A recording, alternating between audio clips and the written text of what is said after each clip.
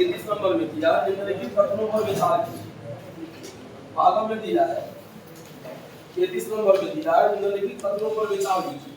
सड़क, वर्षा, वन तथा उद्योग आदि के वितरण को दर्शाने वाले मानचित्र को थीमेटिक मानचित्र कहा जाता है। सही है। क्या लिखा है? यहाँ पे लिखा है कि कुछ मानचित्र विशेष जानकारियां प्रदान करते हैं, जैसे सड़क मानचित्र, वर्षा मानचित्र, वन तथा उद्योगों के वितरण आदि को दर्शाने वाले मानचित्र इत्यादि। इस प्रकार के मानचित्र को थीमेटिक मानचित्र कहा जाता है। जैसे सड़क हो गया, वर्षा हो गया, वन हो गया, उद्योग हो गया, तो ये सब छोटा छोटा जो पैमाना होता है उसके वितरण को दर्शाने वाला मानचित्र क्या कहलाएगा? थीमेटिक मानचित्र। जो पहला ऑप्शन क्या हुआ? पहला ऑप्शन क्या है? सही है। और दूसरा ऑप्शन में दिया है जिन प्रतीकों के उपयोग के संबंध में राष्ट्र स्तर पर सहमति हो से रूढ़ प्रतीक कहा जाता है। राष्ट्रीय होगा, नहीं अंतरराष्ट्रीय स्तर। अब क्या बताया जैसे ये राष्ट्रीय स्तर पर रूढ़ प्रतीक जो होता है ये राष्ट्रीय स्तर पर नहीं होता है, अंतरराष्ट्रीय स्तर पर होता है। देखो प्रतीक में क्या लिखा है? यहाँ पे लिखा है कि मानचित्रों की एक विश्वव्यापी भाषा होती है। मानचित्र की क्या होती है? विश्वव्यापी भाषा होती है, जिसे हम आसानी से समझ सकते हैं। इन प्रतीकों के उपयोग के संबंध में अंतरराष्ट्रीय सहमति होती है। राष्ट्रीय सहमति नहीं कह रहा है, क्या कह रहा है? अंतरराष्ट्रीय सहमति। अगर राष्ट्रीय सहमति का एक मतलब जैसे मान लीजिए भाई हम यहाँ पे खींच रहे हैं इस तरह से, हम इसको सड़क दर्शा रहे हैं, तो हो सकता है कि भाई अमेरिका में इसको कच्चा सड़क मान रहा होगा, हम अगर इसको पक्का सड़क मान रहे हैं, अमेरिका इसको कच्चा सड़क मानेगा। तो पूरे विश्व में सब कुछ समान है। जब तक अंतरराष्ट्रीय सहमति नहीं होगा तब तक प्रतीक हमारा रूढ़ नहीं है। इसमें जो दिया राष्ट्रीय प्रतीक की गलत है, यहाँ पे होना चाहिए अंतरराष्ट्रीय। राष्ट्रीय सहमति नहीं, अंतरराष्ट्रीय सहमति। तो पहला सही है, दूसरा गलत। 34 नंबर में दिया है कच्चे आलेख बिना पैमाने की सहायता से खींचा जाता है, जो कहलाता है रेखा चित्र मानचित्र। साफ तो लिखा है यहाँ रेखा चित्र मानचित्र। रेखा चित्र एक ऐसा आलेख है जो पैमाने पर आधारित न होकर याददाश्त और स्थानीय प्रेक्षण पर आधारित होता है। कभी कभी किसी क्षेत्र के कच्चे आलेखन की आवश्यकता वहाँ के एक स्थान को दूसरे स्थान के सापेक्ष दिखाने के लिए होता है। मान लीजिए कि आप अपने मित्र के घर जाना चाहते हैं, लेकिन आपको रास्ते की जानकारी नहीं। आपका मित्र अपने घर के रास्ते को बताने के लिए कच्चा आलेखन बना सकता है।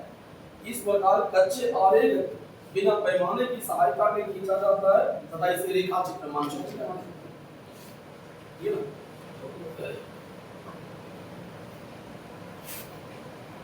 तो कच्चे आलेख को बिना पैमाने की सहायता इससे खींचा जाना क्या कहलाता है?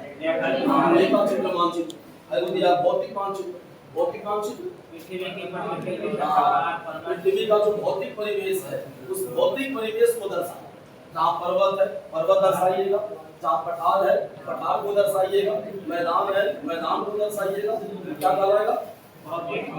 जैसे ई वाला में है, ई वाला में कहाँ पे अरावली पर्वत खड़ा है, कहाँ विंध्य खड़ा है, कहाँ प्रायद्वीपीय पठार है, कहाँ पश्चिमी घाट है, कहाँ पूर्वी घाट है, कुछ भी बता सकते हैं आप? नहीं बता सकते। लेकिन ये जो मैप टंगा हुआ है ना, देखिए वहाँ पीछे, ठीक है, भारत का मैप दोनों है, ये भी भारत का मैप है, वो भी भारत का मैप है। लेकिन उस मैप में अब कहाँ पे पश्चिमी घाट है, कहाँ पे हमारा पूर्वी घाट है, कहाँ पे हमारा नीलगिरी है, कहाँ पे हमारा विंध्य श्रेणी है, कहाँ हमारा सतपुड़ा श्रेणी है, ठीक है, कहाँ हरिश्चंद्र रेंज है, कहाँ जवादी है, कहाँ सेवरोज है, कहाँ नल्लामाला है। आप हर पहाड़ी को दर्शा सकते हैं, बता सकते हैं, ठीक है। तो वाला मानचित्र क्या कहलाता है? भौतिक मानचित्र।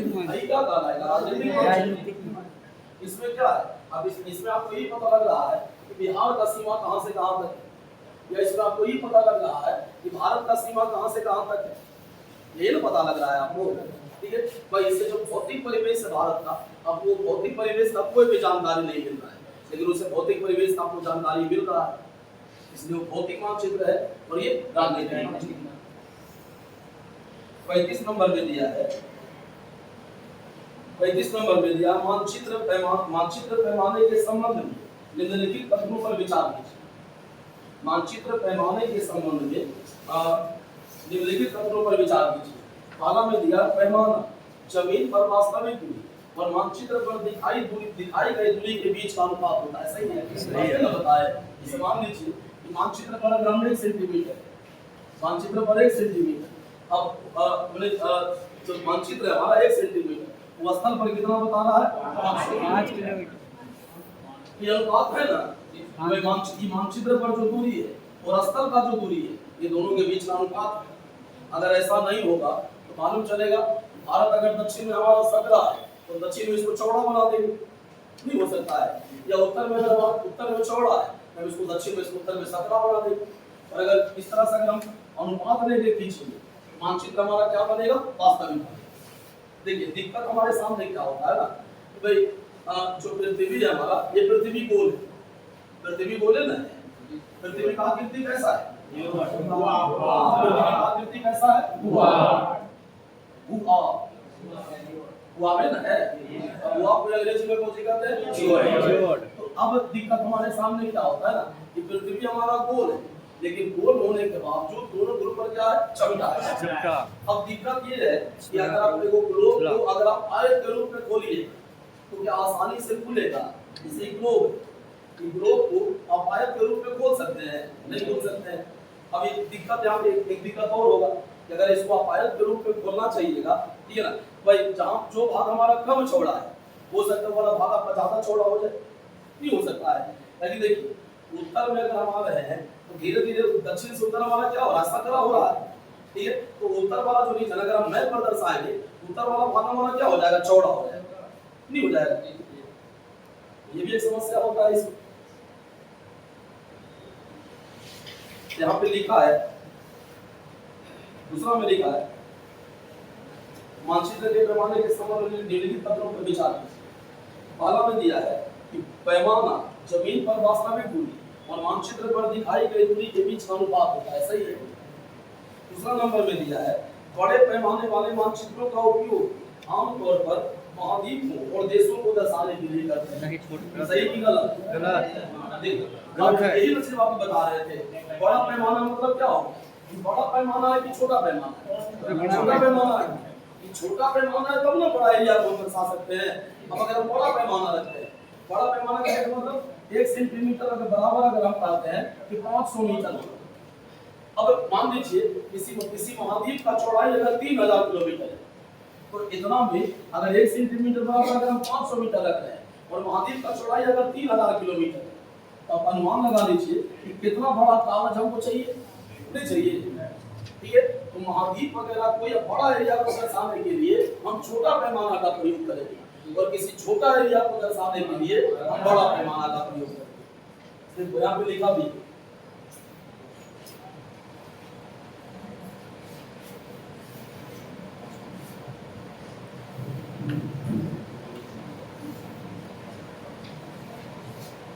यहाँ पे क्या लिखा है? जब हम बड़े क्षेत्रफल वाले भाग जैसे महाद्वीप या देशों को कागज पर दिखाते हैं तब हम छोटे पैमाने का उपयोग करते हैं। तो महाद्वीप वगैरह को या देश वगैरह को अगर मैप पर दर्शा रहे हैं इसका प्रयोग करेंगे छोटा पैमाना। और जब छोटा क्षेत्रफल वाला एरिया अगर हम मैप पर दिखा रहे हैं तो हम बड़ा पैमाना का प्रयोग करेंगे। बस ये वाला चीज यहाँ पे साफ लिखा है कि जब हम किसी बड़े क्षेत्रफल वाले भाग जैसे महाद्वीप या देशों को कागज पर दिखाते हैं तब हम लोग छोटे पैमाने का उपयोग करते हैं। उदाहरण के लिए मानचित्र पर 5 सेंटीमीटर वह स्थल के 500 किलोमीटर को दर्शाता है। इसको छोटे पैमाने वाले मानचित्र कहा जाता है। आगे लिखा है जब हम एक छोटे से क्षेत्रफल वाले भाग जैसे आपके गांव या शहर को कागज पर दिखाना है तब हम बड़े पैमाने का उपयोग करते हैं। जैसे स्थल पर 500 मीटर की दूरी तो मानचित्र 5 सेंटीमीटर से दर्शाया जा सकता है। इस प्रकार के मानचित्र को बड़े पैमाने वाले मानचित्र कहा जाता है। तो कोई भी बड़ा एरिया वाला जो रीजन है इसको दर्शाने के लिए हम छोटा पैमाना का प्रयोग करेंगे और कोई छोटा एरिया वाला अगर मैप पर दर्शाना है इसके लिए हम बड़ा पैमाना का प्रयोग करेंगे। उल्टा है ना, वो यहाँ पे क्या लिखा है? बड़े पैमाने वाले मानचित्रों का उपयोग आमतौर पर महाद्वीप और देशों को दिखाने के लिए होता है। गलत। महाद्वीप और देश को दिखाने के लिए हम छोटा पैमाना का उपयोग करेंगे। दूसरा गलत है। अब तीसरा में दिया है बड़े पैमाने वाले मानचित्र छोटे पैमाने वाले मानचित्रों की तुलना में अधिक जानकारी प्रदान करते हैं। तो कोई छोटा सा एरिया के बारे में अगर हम अध्ययन करेंगे मानचित्र पर तो छोटा सा एरिया का वो ज्यादा जानकारी देगा ना बड़ा एरिया की तुलना में। तो पहला तीसरा सही है, दूसरा गलत। 36 नंबर में दिया है मानचित्रों और दिशा निर्धारण में मानचित्रों और दिशा निर्धारण में उत्तर पूर्व और दक्षिण पश्चिम जैसे मध्यवर्ती दिशाओं का उपयोग क्यों किया जाता है। पहला में दिया है वे स्थानों के बीच की दूरी मापने में मदद करते हैं। दूसरा में दिया है वे स्थानों को अधिक सटीक रूप में पता लगाने में मदद करते हैं। इसे नहीं बताया, अरे इसमें 4 गोते बिंदु होता है उत्तर दक्षिण पूर्व पश्चिम। इसके अतिरिक्त ये हमारा क्या हो गया उत्तर पूर्व, ये हमारा क्या हो गया उत्तर पश्चिम, ये हमारा क्या हो गया दक्षिण पूर्व, ये हमारा क्या हो गया दक्षिण पश्चिम, ये हमारा क्या हो जाएगा दक्षिण पूर्व। तो इसके जरिए जो कोई क्षेत्र अगर है कोई क्षेत्र अगर है तो उसके दिशा के बारे में हम सटीक जानकारी प्राप्त करते हैं। तो इसमें दूसरा नंबर में दिया हुआ स्थानों का अधिक सटीक रूप से पता लगाने में मदद करते हैं। 36 हो जाएगा। ठीक है, 37 नंबर में दिया है निम्नलिखित कथनों पर विचार कीजिए। पहला में दिया है केवल गंगा नदी के मुहाने पर सुंदरबन डेल्टा है। गलत नहीं, सुंदरबन का जो डेल्टा है गंगा और ब्रह्मपुत्र दोनों के मुहाना पर है। तो केवल गंगा के मुहाना पर नहीं, गंगा और ब्रह्मपुत्र दोनों के मुहाना पर है। देखो विश्व का सबसे बड़ा मैंग्रोव वन कौन सा? सुंदरबन। और सुंदरबन जो है हमारा, देखिए हम ऐसा नहीं करें कि मैंग्रोव खाली भारत में सुंदरबन, लेकिन भारत का अगर सवाल पूछेगा कि भारत का सबसे बड़ा मैंग्रोव तो भारत का सबसे बड़ा मैंग्रोव वन कौन सा? सुंदरबन। मैंग्रोव वन समझते हैं? मैंग्रोव वन क्या कहते हैं? मैंग्रोव वन किसको कहते हैं? अरे कोई भी ऐसा वनस्पति जो खारा भूमि या खारा क्षेत्र में पनपता है, ये ना इसे उच्च ज्वार तल और निम्न ज्वार तल के बीच जो वनस्पति वगैरह पाया जाता है समुद्र के किनारे, हम उसको क्या कहते हैं? मैंग्रोव। इसे आपका सुंदरवन, इसको सुंदरवन किस कारण से कहते हैं? यहाँ पे सुंदरी वृक्ष अधिकता है और सुंदरी वृक्ष अधिकता के कारण ही हम इसको क्या कहते हैं? सुंदरवन। तो गंगा ब्रह्मपुत्र का डेल्टा भी कहते हैं इसको, या सुंदरवन का डेल्टा भी कहते हैं। और एक चीज और है कि सुंदरवन अकेले भारत में नहीं है, सुंदरवन भी भारत और बांग्लादेश दो देश में फैला हुआ है। ठीक,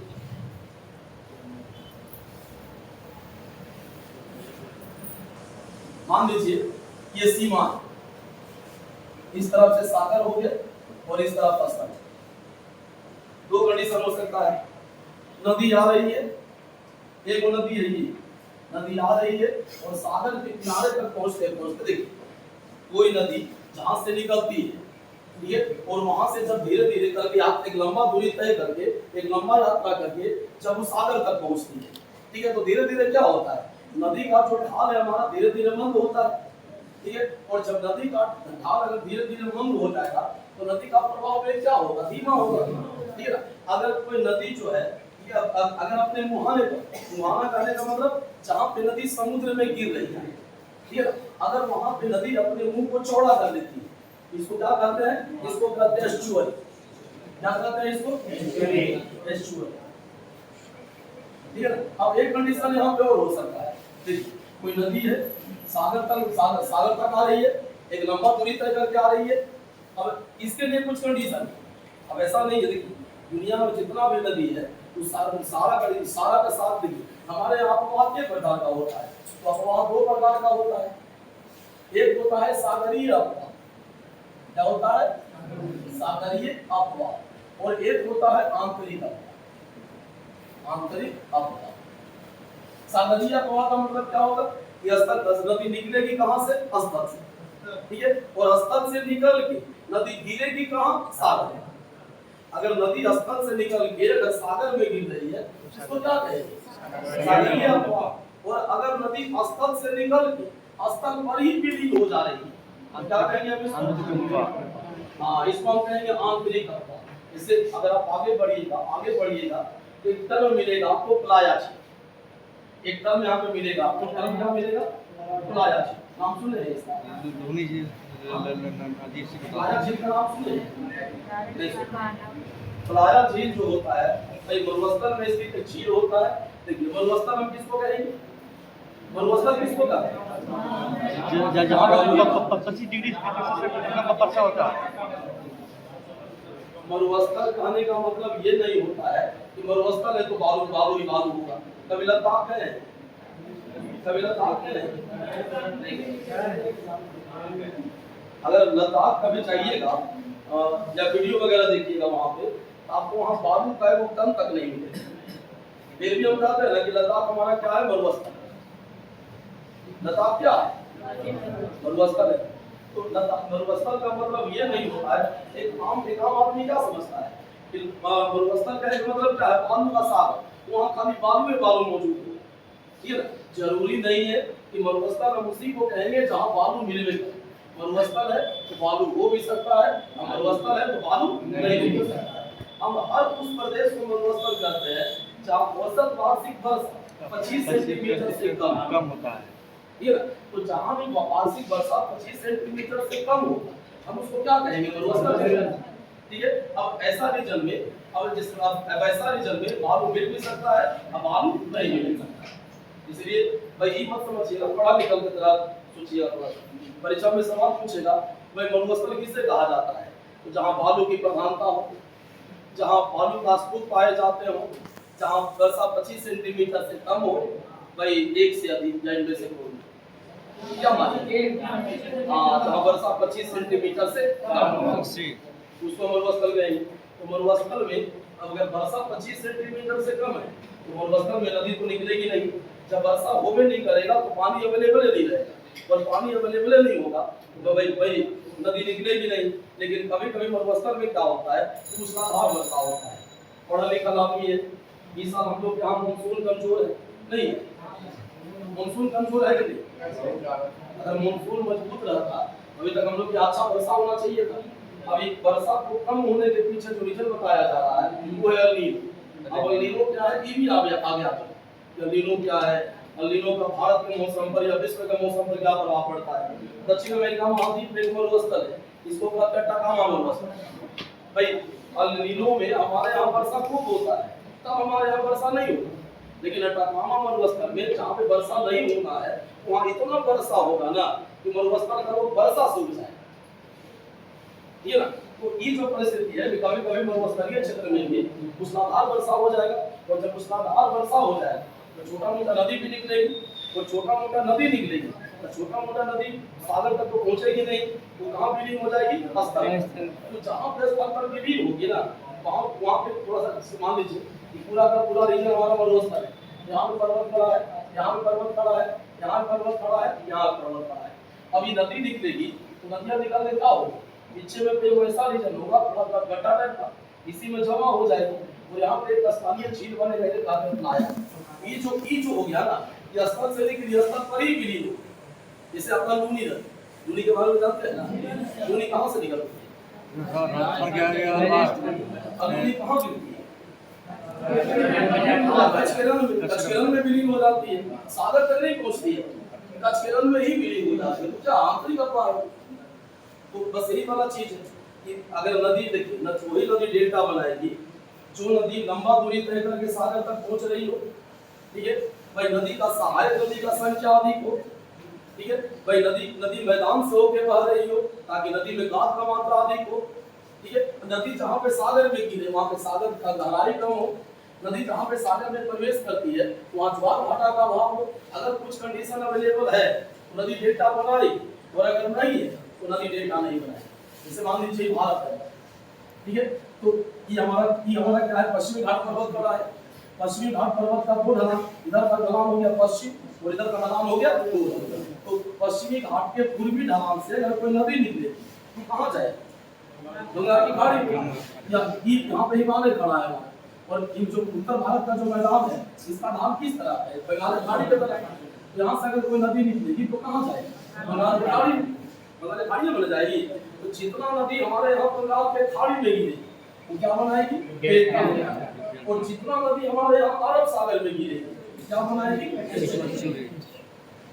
याद रखिएगा, भारत में कोई भी नदी ऐसा नहीं है जो अरब सागर में गिरा। देखिए ये भारत है हमारा, भारत का पूरब है, पूरब में क्या हो गया? बंगाल की खाड़ी, पश्चिम में क्या हो गया? अरब सागर। तो जितना भी नदी अरब सागर में गिरे क्या बनाएगी एस्चुअरी, और जितना भी नदी बंगाल की खाड़ी में गिरे क्या बनाएगी डेल्टा।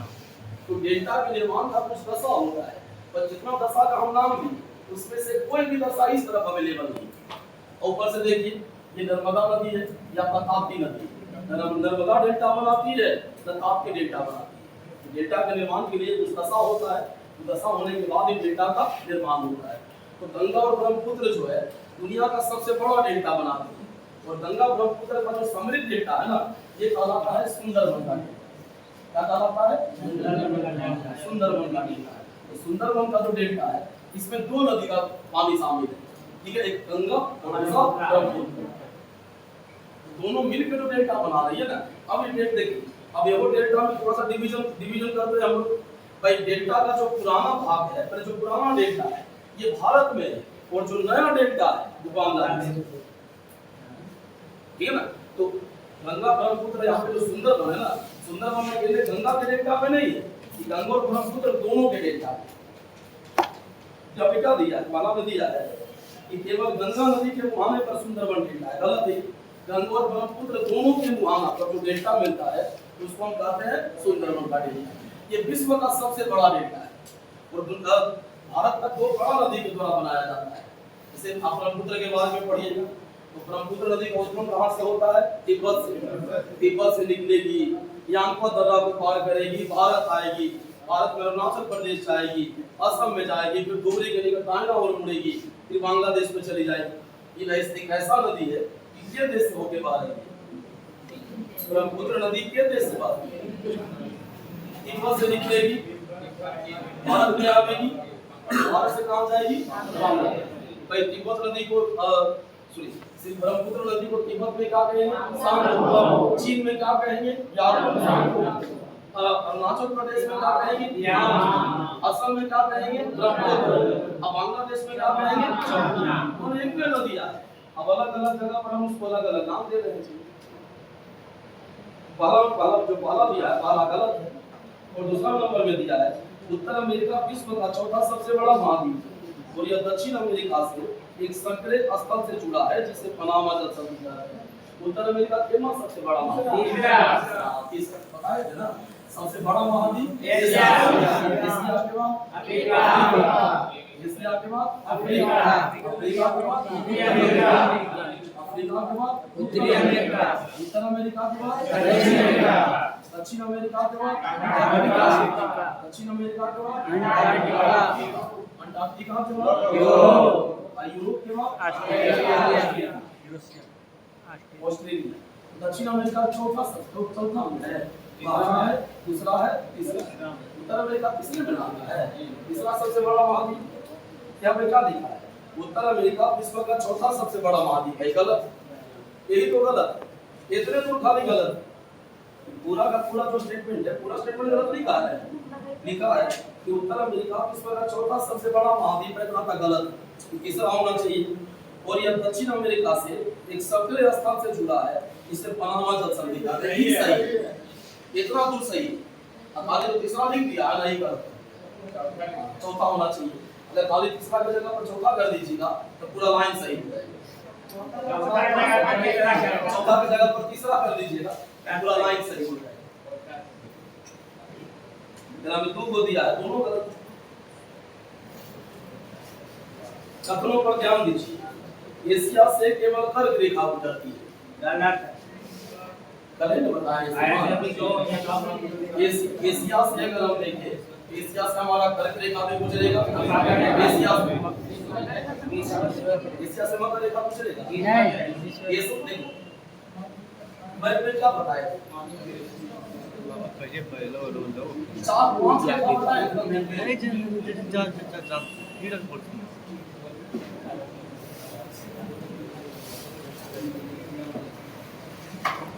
जैसे मान लीजिए ये पृथ्वी,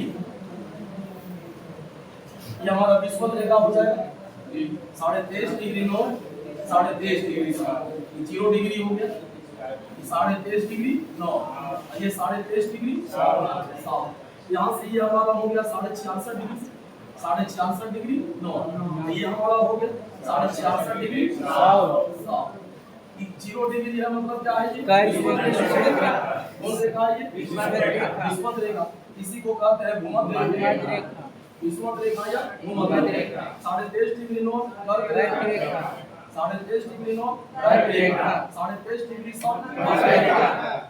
23.5 डिग्री साउथ मध्य रेखा। 66.5 डिग्री नॉर्थ आर्कटिक रेखा। 66.5 डिग्री नॉर्थ आर्कटिक रेखा। 66.5 डिग्री साउथ अंटार्कटिक। तो अगर हम एशिया को देखें तो एशिया से कौन कौन सा रेखा गुजरेगा? एशिया से हमारा विषुवत रेखा भी गुजरेगा, एशिया से हमारा कर्क रेखा भी गुजरेगा, एशिया से हमारा आर्कटिक रेखा भी गुजरेगा। ठीक है ना? तो ये भी गुजरेगा, ये भी गुजरेगा, ये भी गुजरेगा, ये तीनों गुजरेगा ना। अरे श्रीमान, देखिए यहाँ पे बताया था ना, जैसे मैप है, देखो कल ही बताए थे भाई, ये जो देख रहे हैं यहाँ पे वो पर्वत खड़ा है, ये पर्वत क्या हो गया आपका? यहाँ से ऐसे चले आएंगे, ये हो गया, ये हो गया, ये पूरा जो रीजन आपको दिखाई दे रहा है, क्या आपका एशिया है, एशियन है। ठीक है, तो यहाँ से जो रेखा हमारा गुजर रहा है, कौन सा रेखा है? विषुवत रेखा। विषुवत रेखा है ना। एक वो रेखा ही गुजर रहा है, क्या है? कर्क रेखा। एक वो रेखा यहाँ से गुजरेगा, ये हमारा क्या है? आर्कटिक रेखा भी गुजर रहा है भाई, विषुवत रेखा भी गुजर रहा है और कर्क रेखा भी गुजर रहा है। तो यार खाली कर्क रेखा गुजरता है, गलत है। खाली एगो लगा दिया, एशिया से केवल कर्क रेखा गुजरती है, केवल लगा दिया, गलत है भाई। अगर लगता है एशिया से कर्क रेखा गुजरती है, सही है, लेकिन केवल लगा दिया तो केवल जो शब्द है ना भाई, काम दिया तो दूसरा रेखा गुजर में नहीं जाएगा। केवल का मतलब क्या होगा?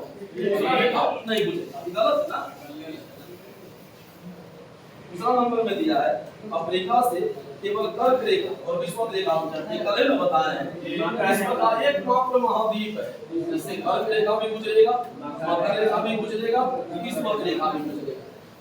तो अगर हम अफ्रीका का बात करें तो अफ्रीका महाद्वीप से तीनों गुजरता है, कर्क रेखा भी गुजरता है, मकर रेखा भी गुजरता है और विषुवत रेखा भी गुजरता है। जैसे देखिए ये हमारा मैप है, ठीक है, ये जो रेखा दिखाई दे रहा है तो ये कौन सा रेखा है? विषुवत रेखा। ये जो रेखा है हमारा कर्क रेखा, और ये जो रेखा है मकर रेखा। ये कर्क रेखा, ये मकर रेखा, ये विषुवत रेखा। अब तो अफ्रीका महाद्वीप का सीमा ये है, मान ठीक है, इला से खाली कर्क मकर गुजर रहा है, खाली विषुवत गुजर रहा है, तीनों गुजर रहा है ना। यहाँ पे क्या लिखा है कि अफ्रीका से केवल कर्क और विषुवत रेखा गुजरती है, उन्होंने केवल लगा दिया, ये हो गलत हो। अगर केवल नहीं रहता तो वो सही होता, लेकिन एक शब्द लगा हुआ है केवल, केवल लगा के बांध दिया कि दूसरा रेखा यहाँ से गुजर ही नहीं सकता, वो गलत होगा। अब तीसरा नंबर में दिया है मकर रेखा केवल अफ्रीका एवं दक्षिण अमेरिका से होकर गुजरती है। तो मकर देखो, मकर रेखा कौन वाला है? ये वाला मकर रेखा, ये अफ्रीका दक्षिण, कौन सा महाद्वीप? दक्षिण अमेरिका। ये कौन सा महाद्वीप? अफ्रीका। ये कौन सा महाद्वीप? तीन महाद्वीप से गुजरता है ना। अब यहाँ पे क्या दिया है कि मकर रेखा केवल अफ्रीका, दक्षिण अफ्रीका और दक्षिण अमेरिका से होकर गुजरती है, गलत है। ऑस्ट्रेलिया से गुजरेगा, तीनों में केवल लगा दिया, इसलिए वो गलत हो गया।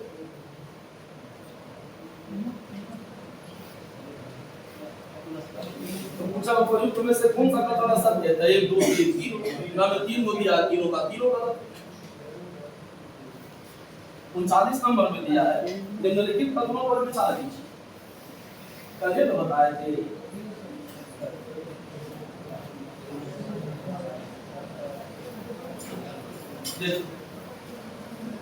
ये है ग्रीक भाषा। ग्रीक भाषा, ग्रीक भाषा में लिखा है, पहला लिखा है लिखास।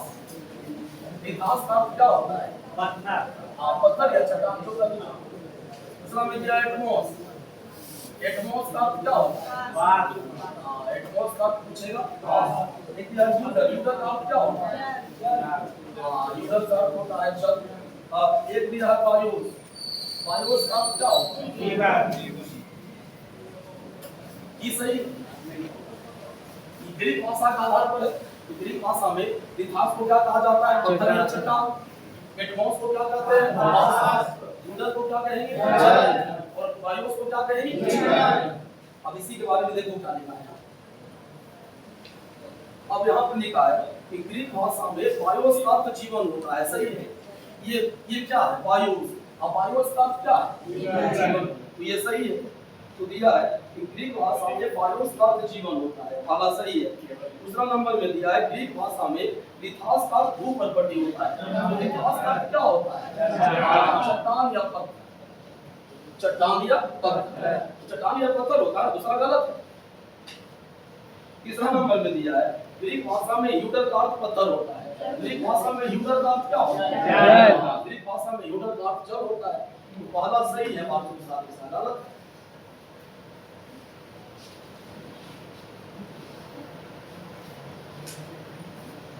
चालीस नंबर में दिया है निम्नलिखित कथनों पर विचार कीजिए।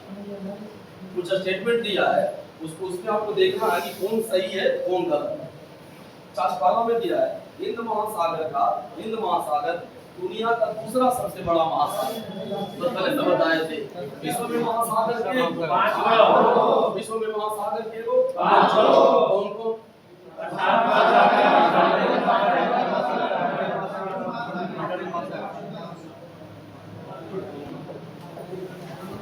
चलो बोलो, सबसे पहले कौन आएगा? सबसे पहले प्रशांत महासागर। प्रशांत महासागर के बाद अटलांटिक महासागर के बाद हिंद महासागर के बाद दक्षिणी महासागर के बाद महासागर के वो महासागर 5 विक्रम से लिख रहे हैं। महासागर 5 विक्रम से लिख रहे हैं। सबसे बड़ा सबसे छोटा। सबसे बड़ा कौन? सबसे बड़ा प्रशांत महासागर। दूसरा सबसे बड़ा अटलांटिक महासागर। तीसरा सबसे बड़ा सबसे बड़ा कौन है? हिंद महासागर। चौथा सबसे बड़ा दक्षिणी महासागर। चौथा सबसे बड़ा दक्षिणी महासागर। और पांचवा सबसे बड़ा आर्कटिक महासागर।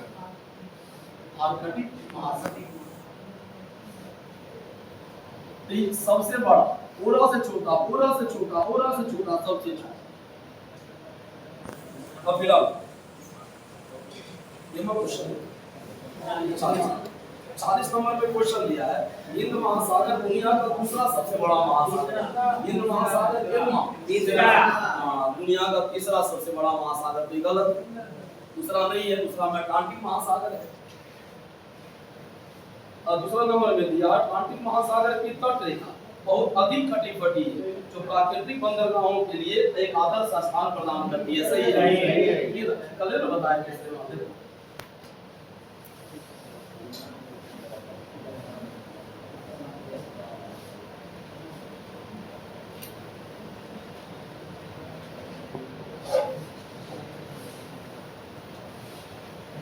अटलांटिक महासागर विश्व का दूसरा सबसे बड़ा महासागर है। यह अंग्रेजी भाषा के इस अक्षर के समान है। इसके पश्चिमी किनारे पर उत्तर और दक्षिण अमेरिका है तथा पूर्वी किनारे पर यूरोप और अफ्रीका है।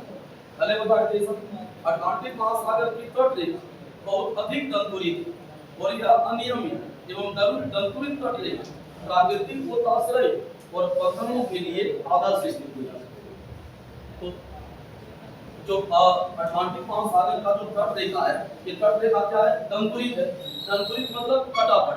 हम लोग जैसे नॉर्मली बनाते हैं तो तट रेखा कैसे बनाते हैं? एकदम सीधा। तट रेखा ऐसा सीधा थोड़े होता है। तट रेखा ऐसे होता है, ऐसे रहेगा, ऐसे है। मतलब इतना ज्यादा दंतुरित होगा, इतना ज्यादा कटा-फटा होगा। ठीक है, यहाँ पे जो प्राकृतिक पोताश्रय है, प्राकृतिक पोताश्रय बनाया जा सकता है। तो हम लोग नॉर्मली क्या बना देते हैं? फ्लैट सीधा। लेकिन तट रेखा इतना सीधा नहीं होता है। क्या होता है? दंतुरित होता है। हर जगह नहीं है, लेकिन बहुत सारा जगह पे है ऐसा। और जहाँ पे दंतुरित आपको प्राकृतिक पोताश्रय मिलेगा। प्राकृतिक पोताश्रय मतलब हो गया बंदरगाह, समझते हैं ना? भारत में क्या बड़ा बंदरगाह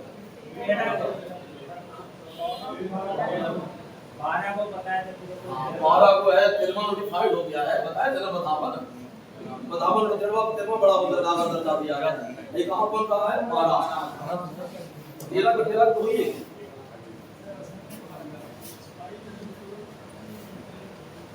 अटलांटिक महासागर के तट रेखा बहुत अधिक कटी फटी है, जो प्राकृतिक बंदरगाहों के लिए आदर्श स्थिति प्रदान करती है। सही है।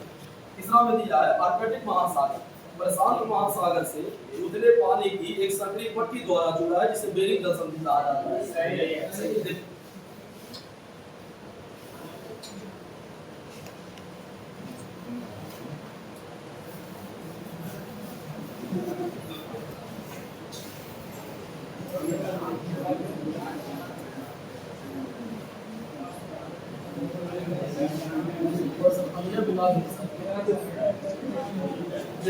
वाला देख रहा है कि पृथ्वी हमारा कैसे है, कि पृथ्वी हमारा आयताकार नहीं है।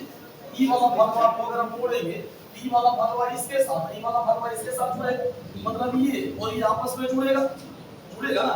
ठीक है, तो ई हमारा क्या हो गया, साइबेरिया। ये दूसरा एरिया है साइबेरिया, और ई वाला जो एरिया है हमारा अलास्का। ये दोनों के बीच में जल संधि ये हो गया, इसको क्या कहते हैं, बेरिंग जल संधि। बेरिंग जल संधि किसको जोड़ता है, महासागर और आर्कटिक महासागर। बेरिंग जल संधि किसको जोड़ता है, आर्कटिक महासागर। देखो सवाल पूछेगा बेरिंग जल संधि, तो बेरिंग जल संधि किसको जोड़ता है, बेरिंग जल संधि ये जोड़ता है बेरिंग सागर को चुक्सी सागर, बेरिंग सागर को चुक्सी सागर। छोटा पैमाना पर कहेगा तो, या यही बड़ा पैमाना पर कहेगा तो बड़ा पैमाना पर क्या हो जाएगा, ये प्रशांत महासागर को जोड़ेगा, प्रशांत महासागर को जोड़ेगा आर्कटिक महासागर, आर्कटिक महासागर। अब पूछेगा ये तो हो गया जोड़ता है, अब एक पूछेगा अलग करता है, तो अलग किसको करता है, अरे अलग करता है किसको, देख इस तरफ से क्या है साइबेरिया, ये क्या है अलास्का। अलग किसको करता है, साइबेरिया को अलास्का। अलग किसको करेगा, ये साइबेरिया, हां साइबेरिया को अलग करेगा अलास्का से, अलास्का से। अब साइबेरिया कहां है, रूस में। साइबेरिया कहां पड़ेगा, रूस में। अलास्का कहां पड़ेगा, अमेरिका में। मतलब ये एशिया को अलग करेगा, ये किसका भाग है, पूरे साइबेरिया किसका भाग है, एशिया महाद्वीप का, और ये किसका भाग है, उत्तर अमेरिका महाद्वीप, उत्तर अमेरिका महाद्वीप। ये उत्तर अमेरिका को अलग करेगा एशिया से, इसे कहा बेरिंग जल संधि पूछेगा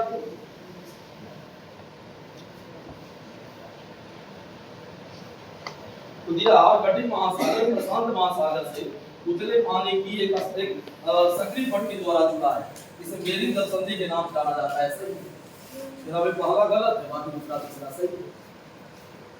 41 नंबर में दिया है अफ्रीका का बहुत बड़ा भाग दक्षिणी गोलार्ध में स्थित है। अफ्रीका का बहुत बड़ा भाग दक्षिणी गोलार्ध में है। ये हमारा विस्फोट रेखा है, यही है, ये विस्फोट इतना सुन एरिया दक्षिण में और इतना बड़ा एरिया उत्तर वाला बड़ा है कि दक्षिण वाला, उत्तर वाला बड़ा है। तो दिया है कि अफ्रीका महाद्वीप का अधिकांश भाग दक्षिणी गोलार्ध में है, सही है कि गलत, गलत है। तो अधिकांश भाग दक्षिणी गोलार्ध में नहीं है, अधिकांश भाग कौन गोलार्ध में है, उत्तरी गोलार्ध।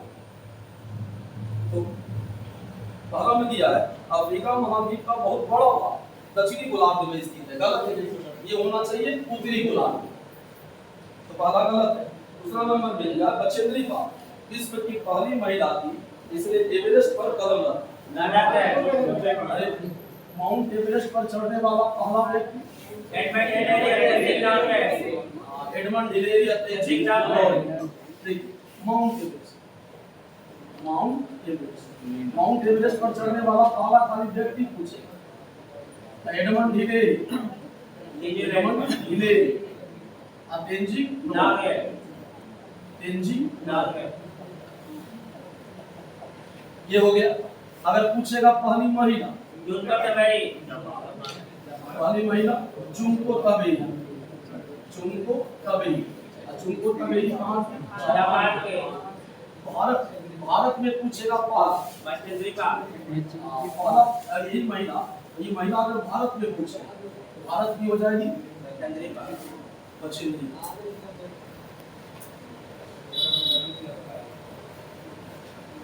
पहली भारतीय महिला है, कि पहली भारतीय महिला है ना कि विश्व की पहली महिला। देखिए ये भी बॉक्स बना के दिया होगा यहाँ। 13 साल में चढ़ी है सबसे बताओ।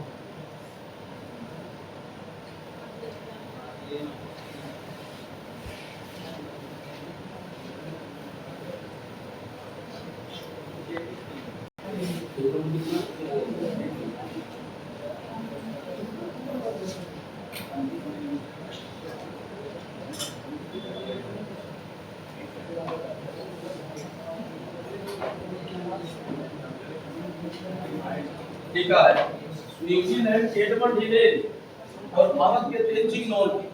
न्यूजीलैंड का कौन? Edmund Hillary. भारत का कौन? तेनजिंग नोर्गे। ये माउंट एवरेस्ट पर कब चढ़ा? 29 मई 1913। ये कब चढ़ा? 29 मई 1913। 29 मई 1913। तो माउंट एवरेस्ट पर चढ़ने वाला पहला भारतीय पूछेगा, तेनजिंग नोर्गे। अब पहली महिला पूछेगा, ठीक है। और तो न्यूजीलैंड एडमंड हिलेरी और भारत के तेनजिंग नोर्गे सिल्वा 29 मई 1913 को पृथ्वी के सबसे ऊंचे शिखर माउंट एवरेस्ट पर चढ़ने वाले पहले व्यक्ति। आगे लिखा है जापान की जुनको तबेई विश्व की पहली महिला जो 16 मई 1975 को एवरेस्ट पर कदम रखा है। जुनको तबेई 16 मई 1975। 16 मई 1975 कब चढ़ी? 16 मई 1975 कदम रखा। और बछेंद्रिका भारत की पहली महिला इसने 23 मई 1984 कब चढ़ी? 23 मई 1984। हाँ सब में गर्मी में जाएगा माउंट एवरेस्ट पर, जगह में जाएगा तो ही पाप होगा वहाँ।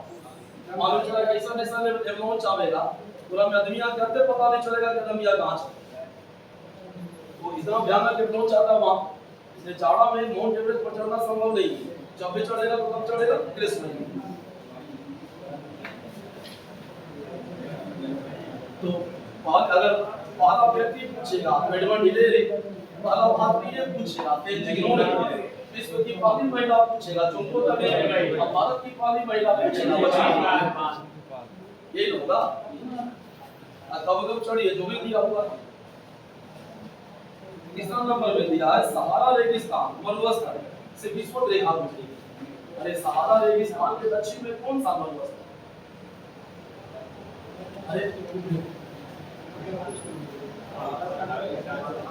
ई वाला ये वो रेखा गुजरता है कौन रेखा? कर्क रेखा। विषुवत रेखा नहीं गुजरेगा।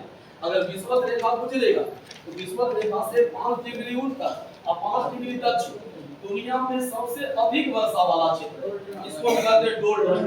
क्या कहते हैं? डोल्टन। तो अगर डोल्टन का विस्तार होगा तो डोल्टन में कभी भी मरुस्थल नहीं मिलेगा, ठीक है। ताकि डोल्टन में दुनिया में सबसे अधिक वर्षा होता है। एक सवाल पूछेगा कि दुनिया में सबसे अधिक वर्षा वाला स्थान, अगर दुनिया में सबसे अधिक वर्षा वाला स्थान पूछेगा तो मासिन नाम है भारत का, ठीक है। और दुनिया में सबसे अधिक वर्षा वाला क्षेत्र डोल्टन।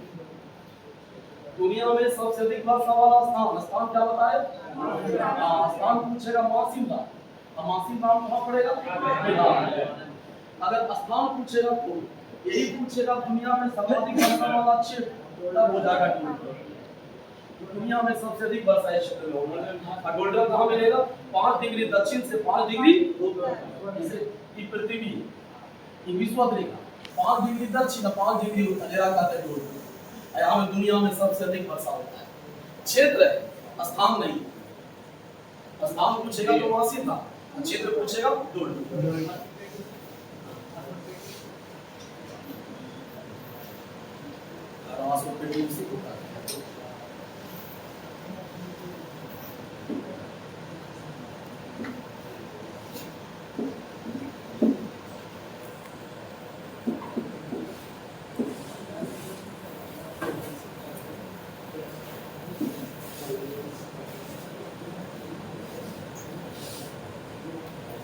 ये हमारा पृथ्वी हो, ये हमारा विषुवत रेखा 5 डिग्री दक्षिण 5 डिग्री, ये आपका हो गया 25 डिग्री, ये आपका हो गया 35 डिग्री, ये आपका 60 डिग्री, और ये हो गया 70 डिग्री, ये 80 डिग्री और 90 डिग्री। सेम चीज ये 25 डिग्री ये पहली स्थिति, ये 60 degree, 70 degree, 80 0, 5 degree north, 5 degree south, ये 25 डिग्री नॉर्थ, ये पहली स्थिति, ये 60 डिग्री नॉर्थ, ये 70 डिग्री, ये 80 डिग्री नॉर्थ, ये हो गया 90 डिग्री।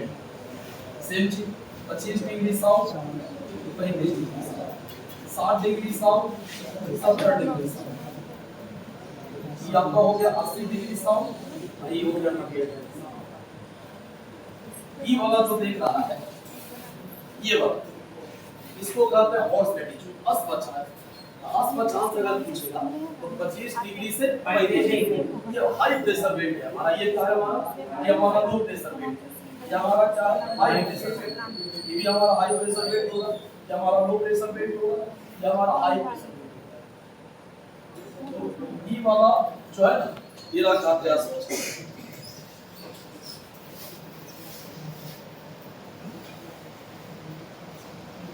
और ये जो हम बना है ना, ई वाला हो गया टूल। ये क्या हो गया? डोल्डर। 5 डिग्री ऊपर से 5 डिग्री टच, ये डोल्डर। भाई नाम अगर लिखना है तो नाम भी लिख के पूरा बनाइए clear. 1 number, 2 number, 3 number, 4 number, 4। 1 number में क्या है? विषुवत रेखीय निम्न वायुदाब है। विषुवत रेखीय निम्न वायुदाब। दूसरा नंबर में क्या है?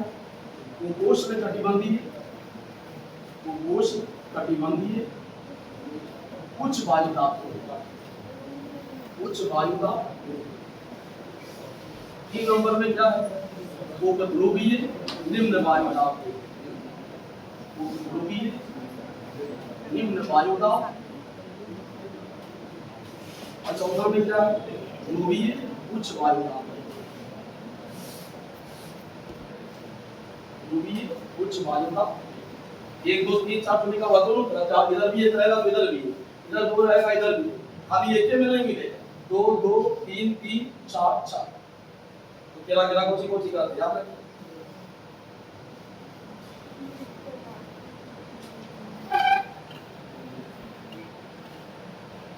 ये 43 नंबर में दिया है, 43 नंबर है इसमें 42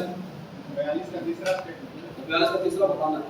तो तीसरा में तो दूसरा में दिया प्रशांत महासागर का आकार लगभग कल में बताए थे, सब आकार बताए थे ना। अरे सबसे पहला क्या होता है? प्रशांत महासागर। प्रशांत महासागर का आकार ये हो गया लगभग गोलाकार, लगभग गोलाकार। अटलांटिक महासागर का आकार, अटलांटिक महासागर। अटलांटिक महासागर का आकार पूछेगा तो अंग्रेजी के एस अक्षर के साथ, एस अक्षर के साथ। और हिंद महासागर पूछेगा, हिंद महासागर। हिंद महासागर का आकार पूछेगा त्रिभुजाकार, त्रिभुजा।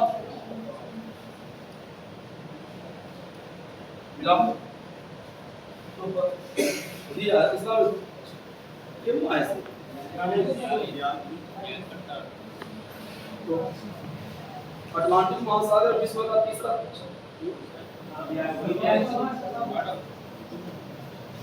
40 से तो बता रहे थे, 40 तो बिल्कुल 41 नंबर में थे। 41 नंबर में पहला बताए थे कि अफ्रीका का एक बड़ा भाग दक्षिणी गोलार्ध में है, गलत। उत्तरी गोलार्ध में।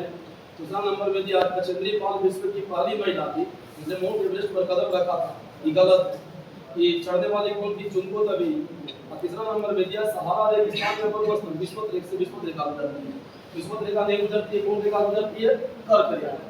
कौन रेखा गुजरेगी? कर्क रेखा। 41 नंबर में तीन वो दिया है, तीनों गलत। 42 नंबर में 42 नंबर में दिया है अटलांटिक महासागर विश्व का तीसरा सबसे बड़ा महासागर है। फिर बताया विश्व का तीसरा सबसे बड़ा महासागर, विश्व का सबसे बड़ा प्रशांत महासागर। प्रशांत के बाद अटलांटिक के बाद अटलांटिक महासागर विश्व का तीसरा नहीं है, विश्व का दूसरा सबसे बड़ा महासागर। वाला गलत। दूसरा नंबर में दिया है प्रशांत महासागर लगभग वृत्ताकार। तो प्रशांत महासागर का आकार कैसा बताया? लगभग वृत्ताकार। ये सही है। और तीसरा नंबर में दिया है प्रशांत महासागर के चारों केवल ऑस्ट्रेलिया, उत्तर एवं दक्षिण अमेरिका और यूरोप स्थित है। प्रशांत महासागर के चारों केवल ऑस्ट्रेलिया, प्रशांत महासागर के चारों ओर केवल ऑस्ट्रेलिया, उत्तर और दक्षिण अमेरिका एवं यूरोप।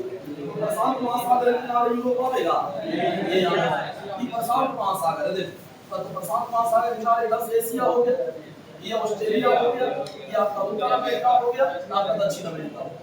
तेरा में जो यूरोप दिया है गलत है ना, यूरोप जो दिया है गलत है ना, यूरोप नहीं होना चाहिए। प्रशांत महासागर के चारों तरफ केवल ऑस्ट्रेलिया, उत्तर ऑस्ट्रेलिया सही है, उत्तर दक्षिण अमेरिका सही है, और यूरोप की जगह पर क्या होना चाहिए? एशिया। यूरोप की जगह पर क्या होना चाहिए? एशिया।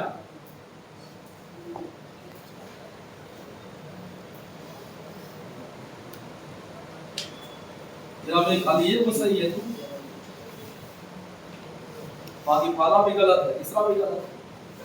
43 नंबर में दिया है जीव मंडल के संबंध में निम्नलिखित कथनों पर विचार कीजिए। जीव मंडल में स्थल के अलावा जल तथा वायु का सीमित भार सम्मिलित है, सही है। जीव मंडल किसको कहते हैं? तो जहाँ पे स्थल जल वायु माने जल थल वायु तीनों आपस में मिलता है, तो वाला सही है। दूसरा नंबर में दिया है जीव मंडल के प्राणियों को मुख्यतः 3 भागों में बांटते हैं। कल ने बताया थे के भाग, 2 भाग, एगो जंतु है एगो पाद। 3 भाग में नहीं, के भाग में 2 भाग, एगो जंतु और एगो पाद। और तीसरा नंबर में दिया है जीव मंडल के सभी परिमंडल आपस में दूसरे को प्रभावित करते हैं, आपस में दूसरे प्रभावित किए भी पारस्परिक क्रिया करते हैं, तो आपस में दूसरे को प्रभावित भी करता है और स्वयं उससे प्रभावित भी होता है। तीसरा गलत है ना, पहला सही है, बाकी दूसरा तीसरा गलत है। 46 नंबर में दिया है निम्नलिखित कथनों पर विचार कीजिए। पहला में दिया है ग्रीक भाषा में एटमोस का अर्थ होता है वाष्प, सही है, अभी बताए थे। एटमोस का अर्थ क्या होता है? वाष्प। और ग्रीक भाषा में यूडर का अर्थ जीवन होता है। हां, यूडर का अर्थ क्या होता है? जीवन। पहला सही है, गलत। 45 नंबर में दिया है समुद्र का जल तल सभी जगह समान नहीं होती है, गलत। समुद्र का जल तल सभी जगह समान होता है। समुद्र का जल तल अगर समान सब जगह नहीं होगा तो किसी भी क्षेत्र की ऊंचाई को समुद्र तल से कैसे मापेंगे? समुद्र तल से ही मापते हैं। इसका मतलब क्या है? भाई सबका जल तल क्या होता है? समान होता है।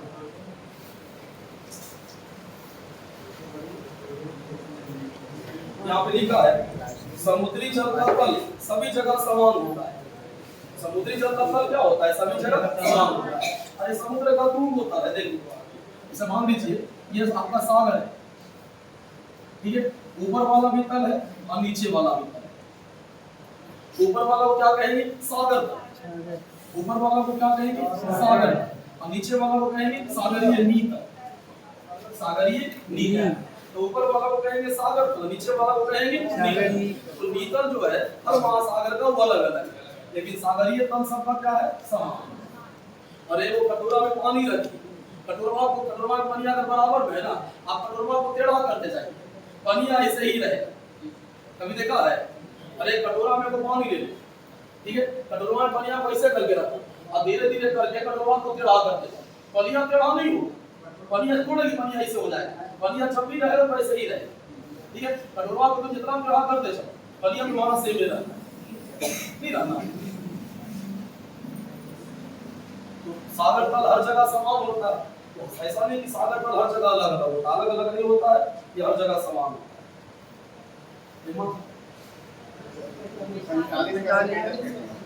हाँ, तो समुद्री जल का तल सभी जगह समान नहीं होती है, गलत। सागर का तल हर जगह समान होता है। दूसरा में दिया है यूरोप को द्वीपीय महाद्वीप कहा जाता है, गलत है। ये कल ने बताया थे द्वीपीय महाद्वीप क्या कहते हैं? ऑस्ट्रेलिया। द्वीपीय महाद्वीप क्या कहेंगे? ऑस्ट्रेलिया। और यूरोप को पूछते हैं प्रायद्वीपों का प्रायद्वीप। अगर सवाल पूछेगा कि प्रायद्वीपों का प्रायद्वीप किसको कहेंगे? यूरोप।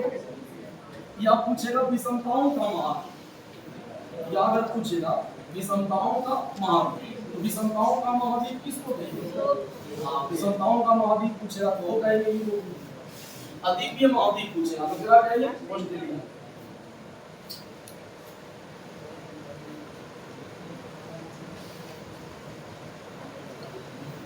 तो यूरोप को द्वीपीय महाद्वीप कहा जाता है, गलत है।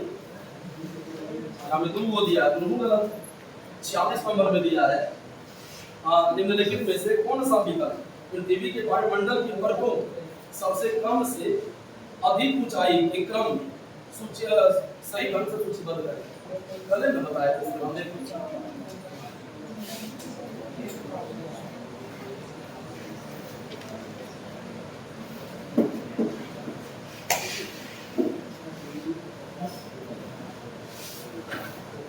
ये मान लो पृथ्वी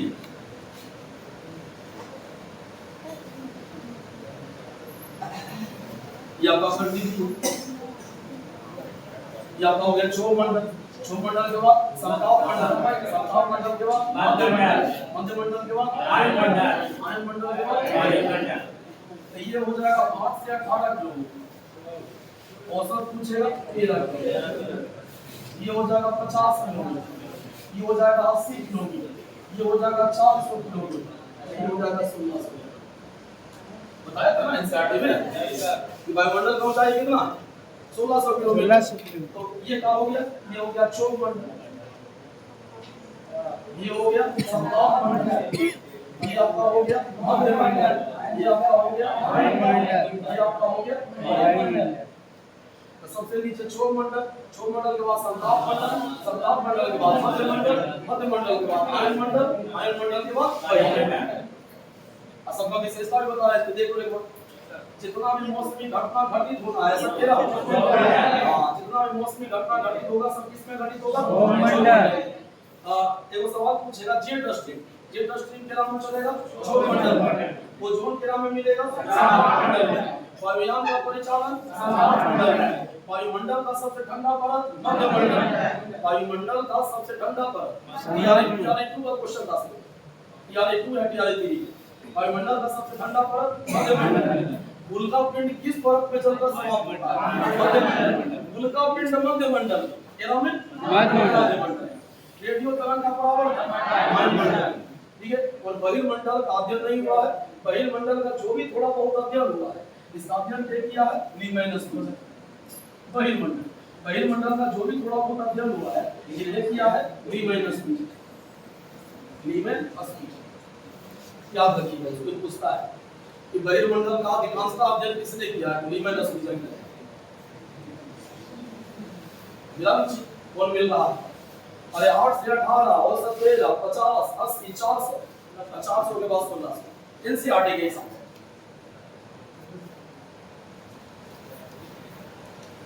बोल बोला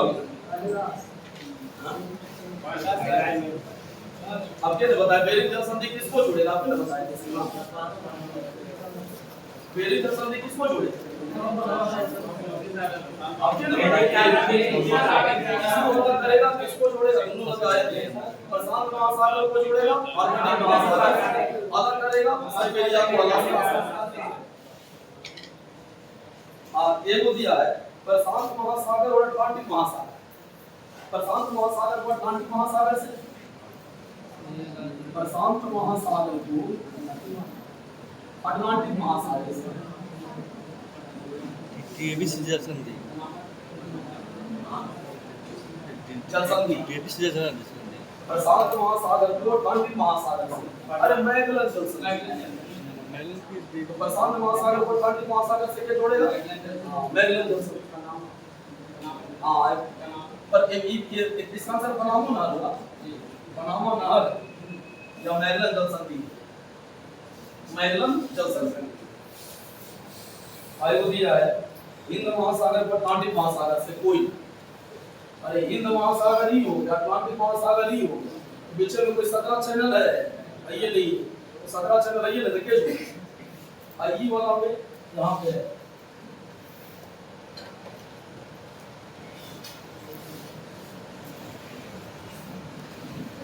दिया कैरिबियन सागर को अटलांटिक महासागर से, मेक्सिको की खाड़ी को कैरिबियन सागर से, युगांडा जल संधि।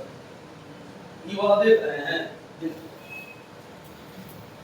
ये देखो यहाँ ई जो सागर है, ई जो सागर बन रहा है बीच वाला, ई वाला ये आप कोची कहते हैं, ई वाला को कोची कहते हैं कैरिबियन सागर। ई वाला जो हो गया अटलांटिक महासागर, ई जो ऊपर वाला हो गया मैक्सिको की खाड़ी। ठीक है, तो पूछा है कि कैरिबियन सागर को अटलांटिक महासागर से, तो कैरिबियन सागर को अटलांटिक महासागर से कैसे कुछ दिया, कैरिबियन सागर को अटलांटिक महासागर से, तो कैरिबियन सागर को अटलांटिक महासागर से कैसे जोड़ेंगे, कोई युकाटन चैनल ही वाला है, युकाटन जल संधि मेक्सिको की खाड़ी को जोड़ेगा कैरिबियन सागर से, ई वाला चैनल देख नदी वाला, अरे यहाँ पे ई वाला निकला हुआ भाग है पीला, हाँ यहाँ पे वो पीला दिखाई दे रहा है, अरे दोनों के बीच में ई वाला जो हो गया ना, ई हो गया युकाटन जल संधि, और ई वाला जो हो गया ना यहाँ पे ई वाला, ये हो गया क्यूबा, ये जो पीला दिखाई दे रहा है ना ये क्यूबा है, ये जो निकला हुआ दिखाई दे रहा है ये फ्लोरिडा, ये बीच में हो गया फ्लोरिडा जल संधि, ये वाला हो गया युकाटन जल संधि। युकाटन जल संधि किसको जोड़ेगा भाई, मेक्सिको की खाड़ी को जोड़ेगा कैरिबियन सागर से, मेक्सिको की खाड़ी को जोड़ेगा कैरिबियन सागर से युकाटन।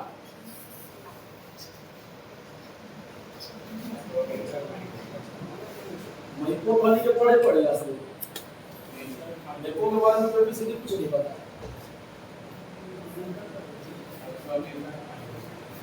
बची होगी अमेरिका की, ठीक है अमेरिका की जन्म में बदल विश्व मेक्सिको बढ़िया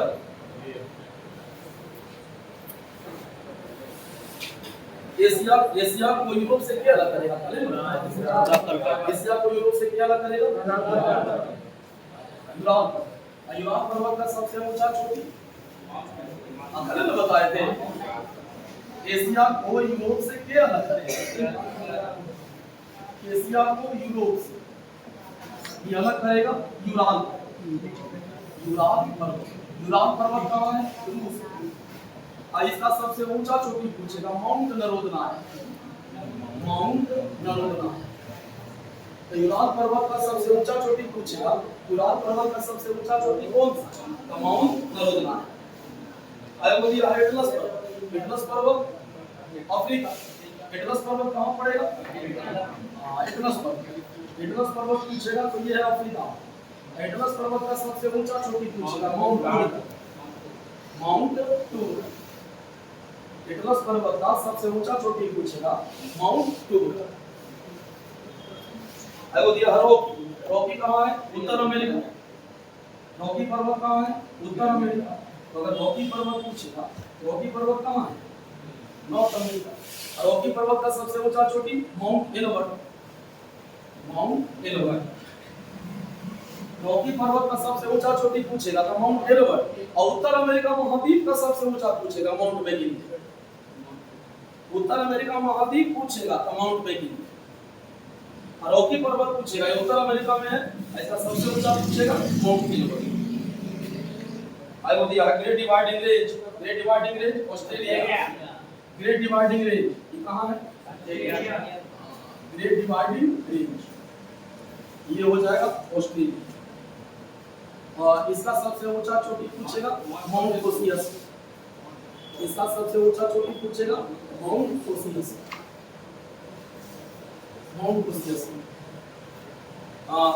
ग्रेट डिवाइडिंग रेंज का सबसे ऊंचा चोटी ये ऑस्ट्रेलिया महाद्वीप का सबसे ऊंचा चोटी। 49 नंबर में दिया है निम्नलिखित कथनों पर विचार कीजिए, यूरोप विश्व का चौथा सबसे बड़ा महाद्वीप है, सही की गलत, एमा सबसे बड़ा छठा, बताइए श्रीमान विश्व का सबसे बड़ा महाद्वीप कौन सा, एशिया के बाद अफ्रीका के बाद उत्तर अमेरिका के बाद दक्षिण अमेरिका के बाद अफ्रीका के बाद यूरोप के बाद ऑस्ट्रेलिया के बाद दिया है यूरोप विश्व का चौथा सबसे बड़ा महाद्वीप है, गलत है, चौथा नहीं होगा छठा होगा। और दूसरा नंबर में दिया विश्व में अफ्रीका महाद्वीप के लगभग मध्य भाग से गुजरती है, सही है, तो विश्व रेखा सही वाला है, लगभग 20 से गुजरता है, सही है। 50 नंबर में दिया है दक्षिण अमेरिका के संदर्भ में निम्नलिखित कथनों पर विचार कीजिए, पहला में दिया है विश्व की दूसरी सबसे लंबी पर्वत श्रृंखला एंडी इसके उत्तर दक्षिण दिशा में फैली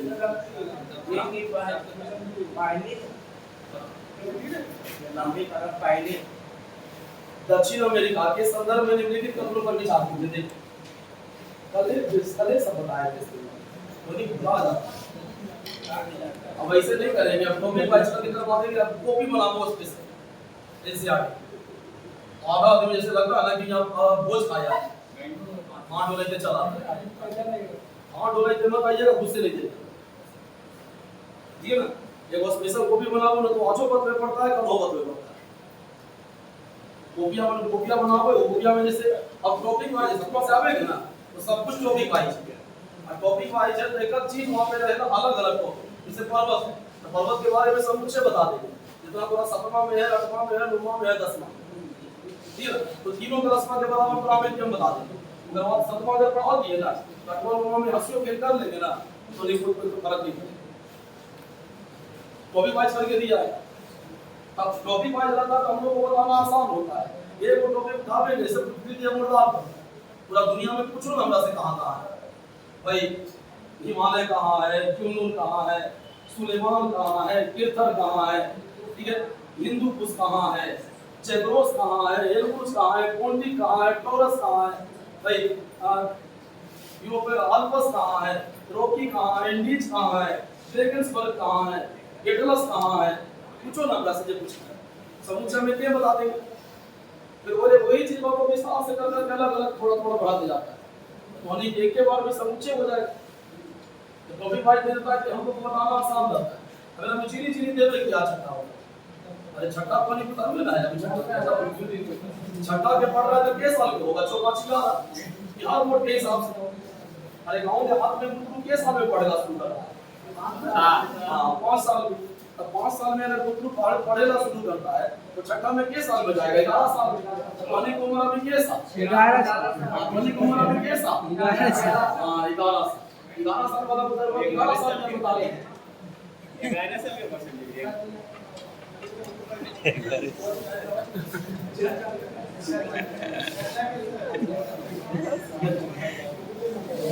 मजाक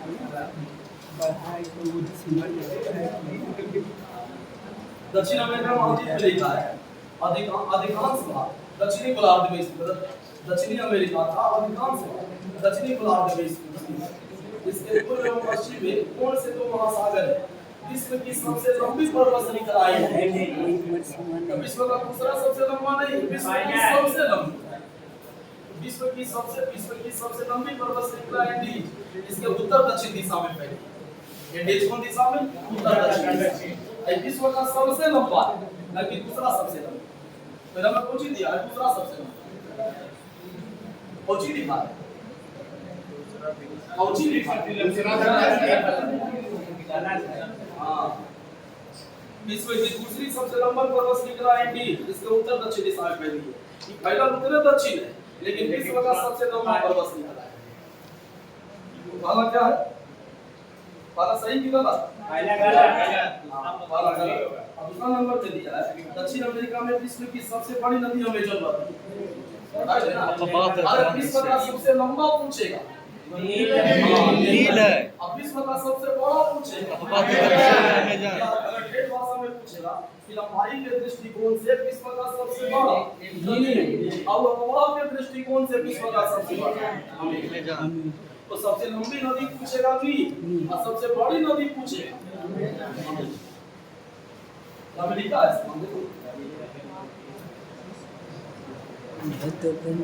देखो यहाँ पे लिखा है दोनों एक लिया है। दक्षिण अमेरिका का अधिकांश भाग दक्षिणी गोलार्ध में स्थित। इसके पूर्व एवं पश्चिम में कौन से दो महासागर स्थित? विश्व की सबसे लंबी पर्वत श्रृंखला एंडीज इसके उत्तर से दक्षिण दिशा में फैली है। और दक्षिण अमेरिका में विश्व की सबसे बड़ी नदी अमेज़न नदी लिखा है ना। विश्व की सबसे बड़ी नदी अमेज़न नदी। अब विश्व का सबसे बड़ा नदी कौन? अमेज़न। कौन महाद्वीप? दक्षिण अमेरिका। तो इस साल सवाल पूछेगा विश्व की सबसे लंबी नदी और विश्व की सबसे बड़ी हमने गलत कर दी गाड़ी का हम कहे वाला हम नहीं कह रहे हैं ये क्या कहा है एनसीईआरटी कि हम नहीं कर रहे समझ ऐसा मैं सोचना कि हम कर रहे हैं। हम कहे वाला कौन हो? अरे हमरा को जितना भी कह देती है से आठ वही लगा तुम हम गूगल के पीछे सारे थोड़े हैं इसको कहावत सादा का नारियल जब वो मामा पर नहीं पूरे के नारियल जब भी कोड़िए दूसर के माता माता पूछेगा दूसर के हमरा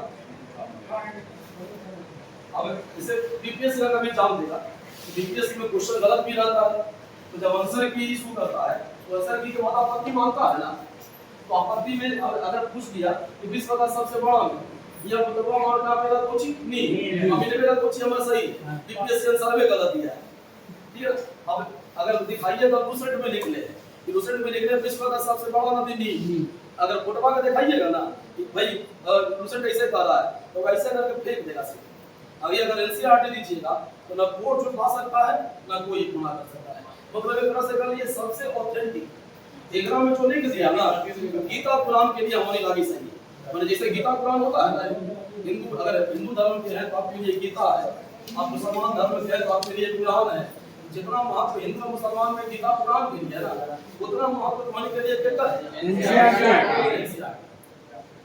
ध्वनि के लिए गीता पुराण सब कुछ पे ही लेकिन दिक्कत बनी कौन सी है ना ध्वनि गीता पुराण कौन सी के बनेंगे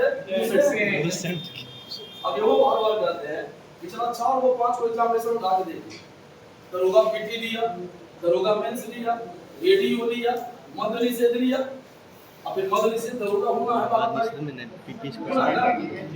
ठीक है कौन वाला मेरे सेट से सवाल दे रहा है जितना सवाल उठा रहा है मैक्सिमम सवाल आप फैल किया जब तक एनसीईआरटी नहीं पढ़िएगा बढ़िया से ना तब तक रिजल्टवा के संभावना नहीं इसलिए बार बार कहते हैं एनसीईआरटी पढ़ो रूम में बैठ के पढ़ो लाइब्रेरी में बैठ के पढ़ो जहां बैठ के पढ़ना है लेकिन एनसीईआरटी पढ़ो बिना ये पढ़ते आज के डेट में कोई फायदा नहीं है मतलब से कम बिहार